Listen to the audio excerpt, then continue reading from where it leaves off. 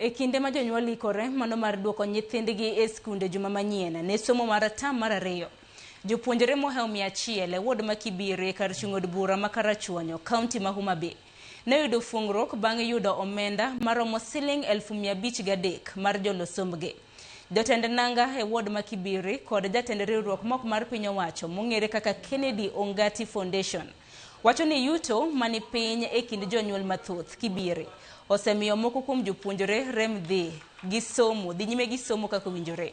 Ongati mane olosi e chiro Makadele e kinde mane ochiwo omenda ne jopuonjrego okwayo jogo ma Nyasaye ogwedho lwetgi e gwenge mopogore e kaunti ma Homa Bay mondo makre kanyakla mar siro jopuonjre.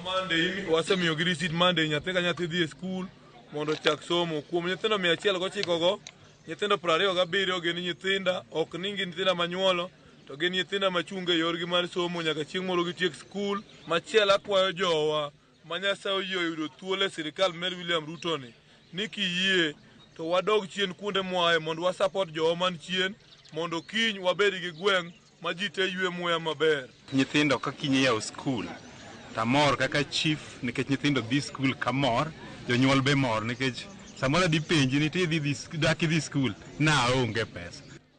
Wabiro Kadel ka mondo wane ma to gima duong' ahinya wagoyo erokamano ahinya ka waneno pesa maduong' ma dhi e lain mar somo mar nyithindo mochando. Koro akwayo nyithindo moyudo konygi ni mondo gidhi timatek e sikul. Walwa kwamo gi nyithindo maka no nyalo skul fees ne onge to ngati otimonwa tim wagone Ongati erokamano maduong' kendo mar Nyasaye magwedho ji gwedhe omiyo ochuno nyithindo skul fees nyithindo 100